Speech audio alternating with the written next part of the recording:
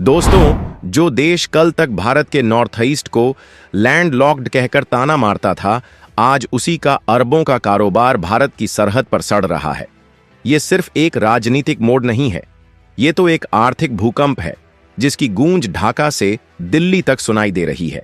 बांग्लादेश, जो कभी भारत की दरियादिली पर सवार होकर यूरोप और वेस्ट एशिया तक अपने वस्त्र भेजता था, आज उसी भारत के कदमों में गिरकर रहम की भीख मांग रहा है।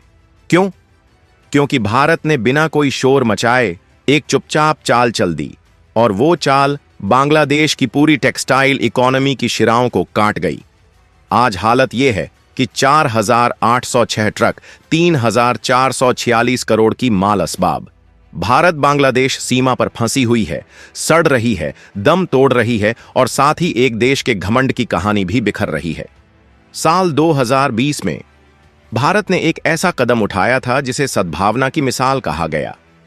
भारत ने बांग्लादेश को एक स्पेशल ट्रांजिट सुविधा दी, जिससे वह अपने तैयार कपड़े और अन्य सामान भारत के रास्ते दिल्ली, कोलकाता और बाकी एयरपोर्ट्स तक भेज सके और वहां से सीधे यूरोप और मिडिल ईस्ट को एक्सपोर्ट कर सके। इसका मतलब था कोई लंबा समुद्री रास्ता नहीं, कोई भारी भरकम खर्चा नहीं, और भारत उसने इस पर 1 रुपया भी नहीं लिया, न कोई टैक्स न टोल। बस पड़ोसी धर्म हर दिन लगभग 100 से 200 ट्रक भारत में प्रवेश करते थे। इनमें से 15-20 ट्रक केवल ट्रांजिट एक्सपोर्ट के लिए होते थे। अकेले 2024-25 के वित्तीय वर्ष में बांग्लादेश ने भारत की जमीन से 3,446 करोड़ का माल कुल 4,806 ट्रकों में भेजा।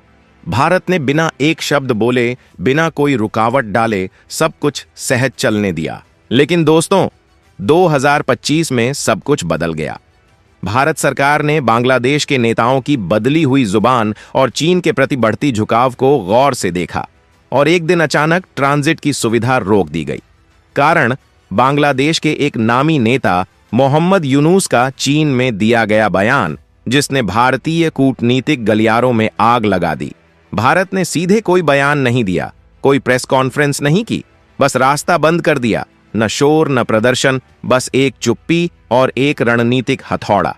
आज हालत यह है कि 3,446 करोड़ के कपड़े जो क्रिसमस सीजन के लिए यूरोप और खाड़ी देशों में जाने थे, भारत बांग्लादेश सीमा पर फंसे पड़े हैं।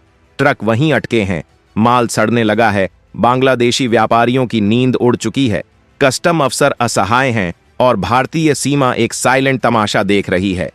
बांग्लादेश का अपने ही बनाए जाल में फंस जाना बांग्लादेश के लिए ये कोई छोटी मोटी दिक्कत नहीं है, ये एक आर्थिक हार्ट अटैक है। उसकी अर्थव्यवस्था का 80% हिस्सा टेक्सटाइल एक्सपोर्ट पर टिका हुआ है। यूरोप और वेस्ट एशिया उसके सबसे बड़े ग्राहक हैं, और इन तक पहुंचने का सबसे तेज, सबसे सस्ता और सबसे भरोसेमंद रास्ता था भारत का जमीनी मार्ग। अब जब भारत ने वो रास्ता बंद कर दिया है, तो बांग्लादेश को समुद्री रास्तों की तरफ देखना पड़ रहा है, जो कि महंगे, धीमे और अनिश्चित हैं। इसका असर सीधा और जबरदस्त है। क्रिसमस के लिए यूरोपीय देशों से आए भारी ऑर्डर अब रद्द होने लगे हैं। खरीदारों को समय पर डिलीवरी चाहिए, देरी बर्दाश्त नहीं। कई यूरोपीय कंपनियों ने अब अपना ऑर्डर भारत और वियतनाम को